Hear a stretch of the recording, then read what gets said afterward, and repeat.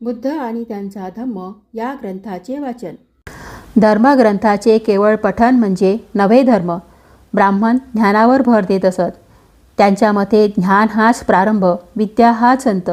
ज्ञानाव्यतिरिक्त दुसऱ्या गोष्टीचा विचार त्यांच्या मते अनावश्यक होता. उलटपक्षी तथागत बुद्ध हे सर्वांना शिक्षण असावे या मताचे होते. याशिवाय मनुष्य आपल्या ज्ञानाचा उपयोग कसा करतो यालाच तथागत केवळ ज्ञानापेक्षा अधिक महत्त्व देतात. आणि म्हणूनच जो विद्वान आहे त्याच्या ठिकाणी शीलही असले पाहिजे, कारण शीलरहित विद्या अत्यंत धोकादायक असते. प्रज्ञा आणि शील यापैकी शीलाचे महत्त्व कसे अधिक आहे हे तथागत बुद्धांनी भिक्खू पटीसेनाला जे सांगितले यावरून स्पष्ट होते. प्राचीन काळी जेव्हा तथागत बुद्ध श्रावस्तीत विहार करीत होते त्यावेळी तेथे स्वभावाने तिरसट आणि मठ्ठ, ज्याला एक गाथाही कधी पाठ करता आली नाही, असा पटीसेन नावाचा वयोवृद्ध भिक्खू होता. म्हणून तथागत बुद्धांनी 500 अहर्त्यांना पटीसेनाला प्रतिदिनी शिक्षण द्यावे अशी आज्ञा केली. परंतु 3 वर्षानंतरही पटीसेनाला एकही गाथा पाठ म्हणता येईना. तेव्हा जनपदातील सर्व भिक्खू भिक्खुनी, उपासक आणि उपासिका पटीसेनाचे हे अज्ञान पाहून त्याचा उपहास करू लागले. तथागत बुद्धांना त्यांच्याविषयी करुणा वाटली. तथागतांनी पटीसेनाला जवळ बोलाविले आणि सौम्यपणे त्यांच्यापुढे पुढील गाथा म्हटली.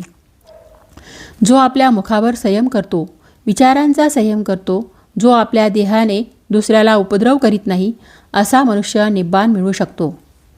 तथागतांनी दाखविलेल्या या सद्भावनेने प्रेरित झाल्यामुळे त्याचे अंतःकरण ग्रहणशील झाले. त्या क्षणी त्यांनी गाथा पाठ म्हणून दाखविले. तेव्हा तथागत बुद्धांनी पुन्हा त्यास उद्देशून म्हटले, वृद्ध मनुष्या, आता तुला फक्त गाथा पाठ म्हणता येते.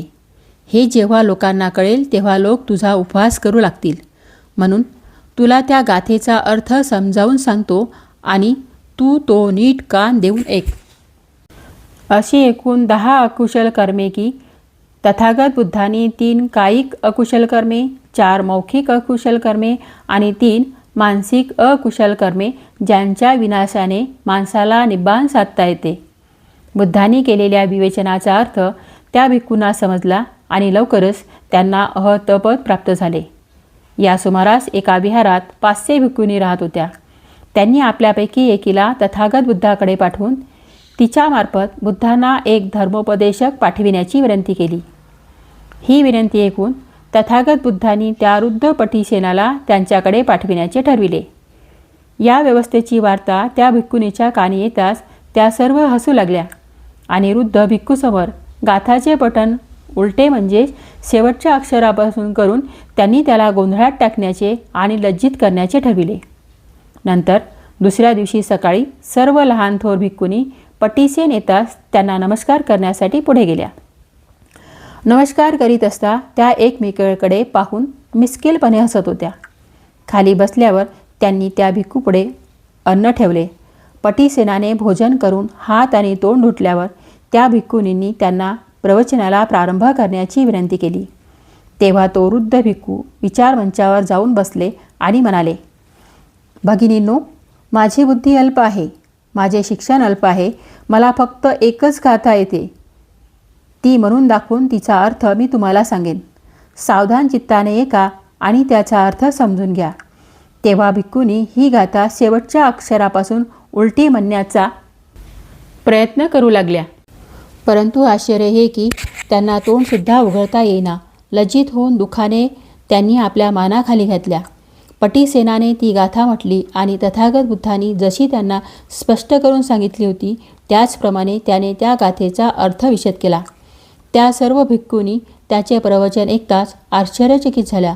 एकाग्र चित्ताने आणि प्रमुदित मनाने त्यांनी ते प्रवचन ग्रहण केले आणि त्या सर्व अहर्त झाल्या. दुसऱ्या दिवशी प्रसेनजित राजाने तथागत बुद्धांना आणि तथागतांच्या भिक्खू संघाला आदरातिथ्यासाठी आमंत्रण दिले.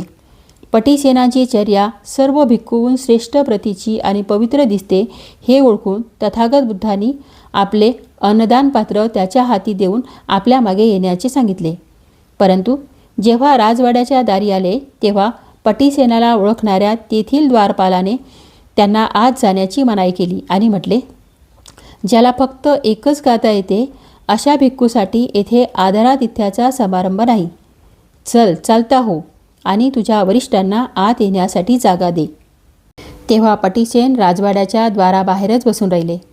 नंतर तथागत बुद्ध विचारमंचावर गेले आणि तेथे त्यांनी हात धुतले. आणि आश्चर्य हे की अन्नदान पात्र धरलेला पटीसेनाचा हात त्या खोलीत दिसू लागला. तेव्हा राजा आणि त्यांचा प्रधान आश्चर्याने उद्गारले, अरे हा कोण? तेव्हा तथागत बुद्धाने उत्तर दिले, तो पटीसेनाचा हात आहे. त्यांना नुकतीच बोधिस्थिती प्राप्त झाली आहे आणि तथागतांमागे अन्नदान पात्र हाती धरण्यास तथागतांनी त्यास सांगितले आहे, परंतु द्वारपालाने त्यांना आत येऊ दिले नाही. हे तथागत बुद्धाचे शब्द ऐकल्यावर पटीसेनांना आत प्रवेश मिळाला आणि ते त्या सभेत सामील झाले. तेव्हा प्रसेनजीत तथागत बुद्धाकडे वळून म्हणाले, मी तर ऐकत होतो की पटीसेन हा एक अल्पबुद्धीचा, एकच गाथा जाणणारा मनुष्य आहे. मग ते प्रज्ञावान केव्हापासून झाले? त्यावर तथागत बुद्धाने उत्तर दिले, शिक्षण अधिक नसले तरी चालेल, कारण शील आचरण ही सर्वोत्तम वस्तू आहे. या पटीसेनाच्या अगदी हृदयात त्या गाथेचा अर्थ भरला आहे. त्यांचे शरीर आणि मन ही पूर्ण शांत झाली आहेत. माणसाला ज्ञान असले तरी जोपर्यंत त्याचे ह्या ज्ञानानुसार आचरण होत नाही तोपर्यंत ते ज्ञान त्यांना अंधपातापासून वाचवू शकत नाही. नंतर तथागत म्हणाले, माणसाला जरी हजारो गाथा पाठ म्हणता येत असल्या तरी जोपर्यंत त्याला त्यातील ओळीचा अर्थ कळत नसेल तर त्यांच्यापेक्षा एकच गाथा जाणून तदनंतर आपल्या विचारांचा जो संयम करू शकतो तो मनुष्य श्रेष्ठ आहे. हजारो शब्द न समजता पाठ म्हणण्यात काय अर्थ आहे? ऐकलेले शब्द समजून त्याप्रमाणे आचरण करणे म्हणजे आपल्या मोक्षाचा मार्ग चोखाळण्यासारखे आहे. माणसाला पुष्कळशी पुस्तके पाठ येत असली तरी जोपर्यंत तो त्याचा आशय विशद करून सांगू शकत नाही तोपर्यंत त्या पठणाचा उपयोग काय? धर्माचे एकच वाक्य समजावून घेतले आणि जर त्याप्रमाणे आचरण ठेवले तर त्या योगे सर्वोत्तम प्रज्ञेच्या मार्गाची वाटचाल होणार आहे.